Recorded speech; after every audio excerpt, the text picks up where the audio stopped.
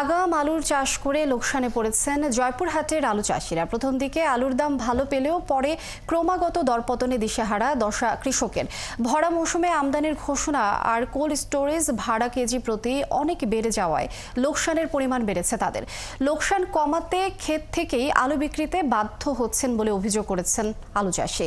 ভরা মৌসুমে আলু রপ্তানি ও সংরক্ষণ প্রক্রিয়া নিশ্চিত করার দাবি তুলেছেন তারা। সহকর্মী মোয়াজ্জেম হোসেনের পাঠানো তথ্যছবিতে প্রতিবেদন। বিগত মৌসুমের লোকসান মেটাতে চড়া দামে সার, কীটনাশক আর বীজ কিনে স্টিক, ক্যাটিলাল, গুটি আলু, পাকড়ি জাতের আগাম আলুর চাষ করেছিলেন জয়পুরহাটের কৃষকেরা। এবার আবহাওয়া ভালো থাকায় উৎপাদনও হয়েছে বেশি, অথচ লাভ দূরের কথা, লোকসানের পাল্লা বাড়ছে চলতি মৌসুমে। চাষিরা বলছেন শুরুর দিকে দাম বেশি পাওয়া গেলেও দ্রুতই দর পড়ে গেছে। কোল্ড স্টোরেজের ভাড়া কেজি প্রতি বেড়েছে হঠাৎ করেই 4 টাকা।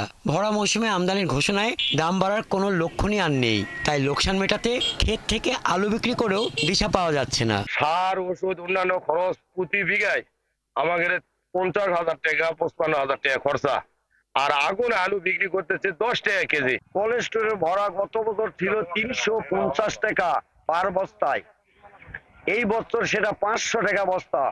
100 টাকা কেজি আলু কিনে ওই সারের দাম, ওষুধের দাম, আপনার পাটের দাম, এগুলা দিয়ে এবারে আলু কৃষকরা, আমরা কৃষকরা এবার শেষ। কোল্ড স্টোরেজ ব্যবসায়ীরা বলছেন অ্যাসোসিয়েশনের ভাড়া বাড়ানোয় তাদের করার কিছু নেই। আমরা কোল্ড স্টোরে রাখতেও পারবো না, কোল্ড স্টোর ভাড়া খুব বেশি হওয়ার কারণে আমরা খুব বিপাকে পড়েছি। আর আলু আমরা বাড়ির সংরক্ষণ করাও যায় না, কাঁচা জিনিস। এইবার কাঁচা আলু রপ্তানির জন্য যে সরকার কোনো উদ্যোগ নেয়, তাহলে কৃষক তার লোকসানের অধিকাংশ কাটিয়ে উঠতে পারবে। বিভিন্ন জিনিসের দাম বৃদ্ধির পাশাপাশি আর কৃষকের বিষয়গুলো আমরা বিবেচনা করতেছি, আসলে এটাকে কিভাবে সহনশীল করা যায়। কৃষকদের ক্ষতি কমাতে আলু রপ্তানির বিষয়ে মন্ত্রণালয়ে প্রস্তাব পাঠানোর কথা জানান জেলা কৃষি বিপণন কর্মকর্তা। যে জেলায় আলুর চাহিদা রয়েছে সেই জেলায় আমরা কৃষকের সাথে বাজার লিঙ্কেজ করে দেওয়ার চেষ্টা করছি।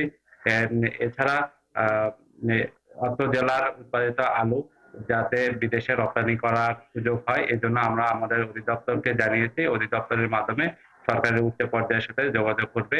চলতি রবি মৌসুমে 44,000 হেক্টরে আলু চাষের লক্ষ্যমাত্রা ধরা হয়, তবে আবহাওয়া অনুকূলে থাকায় লক্ষ্যমাত্রা অতিক্রম করে এবার প্রায় 5,000 হেক্টর জমিতে আবাদ বেশি হয়েছে।